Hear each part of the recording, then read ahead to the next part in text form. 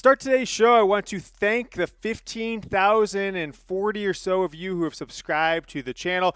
Look, we did all we had to. 25 push-ups, so we did 30. I chugged 5 beers in 12 minutes on Friday, all down the stretch. And between yesterday's video, Overreaction Sunday, and filming this here today, Monday afternoon, we had about 75 more subscribers to be well over 15,000. So thank you so much to those who you've subscribed, especially the ones, the day ones back when we had under 1,000 and through there. So if you have any friends or family that like Michigan football, make sure you send them the channel, youtube.com/MichiganTV, and we will keep growing this show. We are going to talk all things Michigan football leading into this night game against Nebraska coming up right now.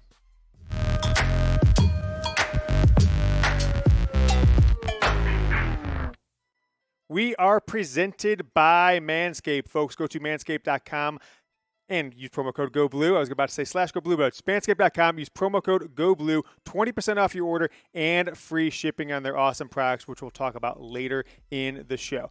All right. So to start today's show, I need to accept thanks, or I guess say you're welcome, for thanks that has not yet been given to me. So to Michigan football coach Jim Harbaugh, I like to say, you're welcome, Jim. You are welcome. Clearly a viewer of the show. I mean, anybody knows that if they watched 2 years ago, Wisconsin game, Zach Charbonnet. Everybody knows what we say on this program influences a lot of times the game day decisions once of the program. Once again, proven correct. I guess the last 2 times in Madison, we've completely changed how things have gone. They played Zach Charbonnet just to spite me, and I said on Wednesday, I gave Jim Harbaugh some advice how to overcome his woes on the road as a coach. And let's flip back. Bruce in my ear said we can roll the film from Wednesday. Jim Harbaugh, I've got this advice for you. Just pretend you're at home, dude, okay? Look, it's clear, to me at least, you're pretending that you're a coach of a new football program because everything's changed about your coaching staff. Seems to be your approach, your appearance, the way you're treating the media actually has changed. So you got a little bit reality distortion field going on. Just pretend you're at home.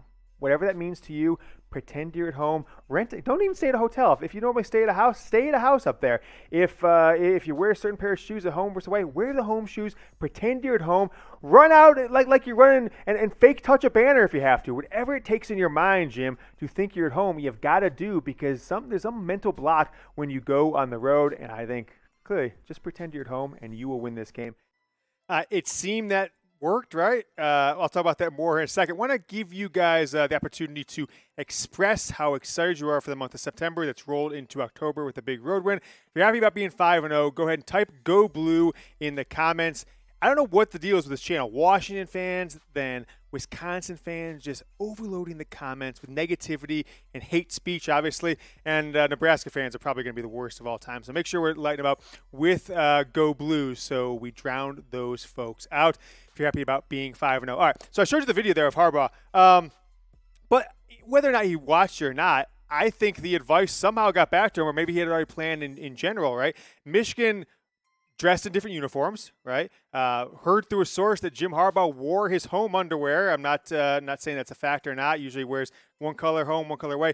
Nevertheless, Michigan embraced the crowd. Usually when a crowd starts going nuts, they're doing the jump around and all that stuff. Teams just kind of sit there, the Wisconsin side. Michigan made him seem like it was a home field advantage for them, and they were the ones getting nuts. They were the ones getting after it. Exciting to see because I've been to a couple Michigan road games, most notably 2018, at Notre Dame, at Ohio State. Michigan came out, lost both games, and both games they looked like they were going to a funeral and not trying to get up and win against a top 10 team like they were both times. All right, if you haven't seen it yet, Michigan has made quite a move in the polls. Just 9 days ago, they played a football game against Rutgers where they were number 20 in the land, and I believe both polls, maybe it was 20 and 21, but now they're up to number 9 in the AP, number 8 in the coaches. ESPN's FBI has Michigan as 5. Jeff Sagarin, who's been around for a long time, really tries to power rate how teams are doing just based on a lot of advanced analytics. He's got Michigan at 6. And then the Massey composite, which brings in basically anybody who pulls out a big poll of voters, like the AP coaches, ESPN FBI potentially, but they have a ton of computer polls. Their composite of Michigan across like 40 computer polls, 2 or 3 human polls, has Michigan at number 4. And frankly, there's actually like 3, 4, 5 different computer polls that have Michigan number 1. Obviously, I don't think they're number 1 on the field, but the advanced analytics that go into those ratings certainly seems to think Michigan has played the best this year. The Wolverines heading down the road. What looked like it'd be maybe a gimme game 2 or 3 weeks ago until Nebraska, okay, they kept it close against Oklahoma within 1 score. Frankly, most people think they should have beat Michigan State, and then they absolutely pulverized a bad Northwestern team. But you saw a lot of nice things out of this program, including the rushing advantage. They put up about 427 yards or so, I think, to 40, 50 yards for Northwestern. So they are not the Nebraska of just a few weeks ago that we were all laughing at, losing to Illinois in that Week 0 game. I think this one will be tougher than expected. Michigan is a 3.5-point favorite. The over-under in this one is 52. Nationally televised game, ABC on Saturday night. So predict the score down in the comments. Let's see how you guys are feeling. Take the pulse of the Michigan fan base. There's a lot of people who are drinking the Kool-Aid, right? The blue Kool-Aid, that's fine. Maybe we got to bring out the blue Kool-Aid meter. I don't know. They win this one in Nebraska, and then Northwestern. They got to buy blue Kool-Aid season. But predict the score down in the comments. I was thinking, again, this was going to be a walk in the park, Nebraska, but now I think it's a much tougher game than many of us expected. All right, let's keep it rolling with the show today. Talk about David Ojabo. Had a really breakout game on Saturday at Wisconsin, 2.5 sacks. Led Michigan with 7 tackles overall, first multi-sack game of his career, which isn't surprising. He's only got a handful of sacks in his entire career. As a Michigan player, this is his first year starting in that stand-up rush defensive end role that him and Aiden Hutchins are playing this year. For the first time, frankly, in Michigan football history, they've really run this hybrid edge style, 2 guys off the side with 3 bigger bodies in the middle. Had a forced fumble, had 7 tackles in the game, 2.5 sacks. Awesome game for him. Awesome game in general for Michigan. I thought going into half where Dax Hill got beat twice for long passes in that last drive to score a touchdown, cut it within 3. I was nervous coming out of halftime. I thought this is just what we are expecting to see from Michigan historically under Jim Harbaugh, is when the going gets tough on the road, they fall apart and nothing goes like we planned to. I was very, very surprised and very excited to see a 25-0 run in the second half before Wisconsin put in a garbage time TV towards there at the end. I got more to talk about on that Michigan-Wisconsin game, but I want to make sure you guys know about our presenting sponsor today. It is Manscaped. Go to manscaped.com. Use that promo code GOBLUE. Get free shipping. Get 20% off. The product I use, they say, James, you seem like you're a guy who has no problem with the ladies. That's not confirming nor denying. But when the situation does go down, never has there been a lady that's seen the family jewels and said, James, clean it up down there. Why is that? I've been manscaping before Manscaped even existed. They provide great products, so now I'm just doing it with their great products. Get the Lawnmower 3.0 you see on the screen, 20%, 4.0, I said 3.0, 4.0 you see on the screen. Used to be $89.99, it is $89.99. With our code GOBLUE, it is $71.99. If you only get one product this year for yourself, ladies, for your man this year for the holidays, their birthday coming up fourth quarter, get the Lawnmower 4.0. Use that promo code GOBLUE and trim it up downstairs. You don't want your wife, girlfriend, your one-night stand giggling when her and the gals are having a couple martinis on Sunday morning. Believe me on that one. All right, let's talk about the wide receivers, all right? I think you've got a couple guys who really have emerged as Michigan's leading wide receivers, most notably Roman Wilson this past game. I think he finally broke out as an outside deep threat. Cornelius Johnson, it should be no surprise to anybody that he is probably the leading wide receiver without Ronnie Bell being a part of this team. But with Ronnie Bell being out, it's been 3 or 4 games where you haven't really had a second wide receiver consistently stand up or step up and be a go-to player. But take a look at the snap counts from this game. It's clear Wilson and Cornelius Johnson are getting the snaps on the outside, and the snap discrepancy,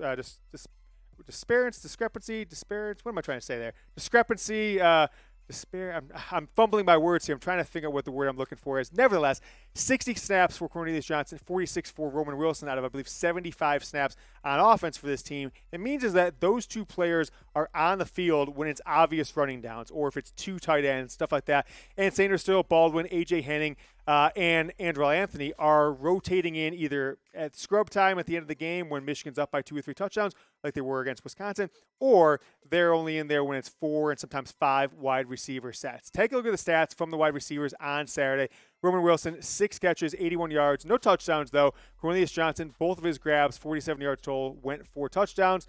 Mike Sainristil, 2 catches, 15 yards. And then Dalen Baldwin, It's something about him and J.J. McCarthy. They just put together highlight reel touchdowns, 2 passes to Baldwin from McCarthy this year, 2 touchdowns on Saturday was a 56-yarder. 2 tight ends, Eric All, Luke Schoonmaker with a couple, all with 3 catches, and Schoonmaker with 2 catches. So Michigan getting the tight end involved a little bit in this game. It seemed for a while there, especially the first couple games of the year where it was so run heavy, that maybe Michigan was going away from the tight end and being part of the Jim Harbaugh staple of the offense. It's made a return in Game 5. Let's see if it continues throughout the rest of this year. So I told you we're at 15,000 plus subscribers. Let's get to 16,000. If you like the show and you've already subscribed, thank you so much. Send it to a friend, right? Maybe that's the least that I could ask of everybody. If everyone sent it to a friend, we'd have 30,000 subscribers overnight. Not saying that's going to happen, but it certainly would help the show, help us on our mission. And frankly, if you have a football fan who is Michigan, they might be listening to some bad podcasts or some bad show on YouTube. Help them out. Help yourself out. Help me out. Grow the channel. Send this channel to them. I was pleased with the passing game on Saturday. All right. It was going to be tough for Michigan to win this game on the ground. And although they did better than many pundits and scribes out there predicted, you didn't see any breakout games from Blake Corum or Hassan Haskins with anything that was going to win them the game. So it really came down to one going for on 4th down a couple times early, although one of the play calls is bad. But it really came down to in the second half of Cade McNamara being able to hit wide receivers and tight ends when it is absolutely critical to keep drives going. And with that, the passing game kind of broke out, took a step forward, in my opinion. And if Michigan can finally combine both those two things in one game, which they have yet to do on offense throughout 5 games this year, they will be tough to beat, especially with the defense that we're going to talk about here now. So my 3 takeaways from Monday's game, folks, want to roll through these bad boys right now.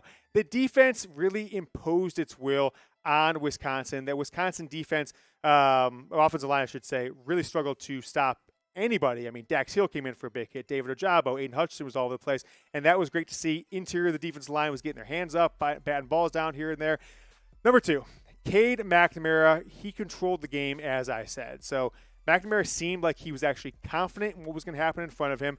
Michigan, surprisingly, has yet to give up a true sack this year. The only stat that the Big Ten the NCAA records as a sack right now was a misfired snap and fumble from J.J. McCarthy that him and a couple other guys had to jump on a few games back. I believe it was against might have been the opener against Western Michigan. Without that, Michigan's not recording an actual sack, and the real offensive line hasn't given up a sack all year long. And with what we saw from Jim Harbaugh on the field, with the team jumping around, with him going for 4th down twice in the first drive in his own territory, I think Jim Harbaugh really feels and really seems like he is a new man, like he's approaching this, like I've said in the past, as a new job. And so exciting to see. I've been calling it for the last few weeks. I've been calling for Harbaugh's job at the end of the year, and maybe I look like an idiot now if they go and win 11 games or something that this year.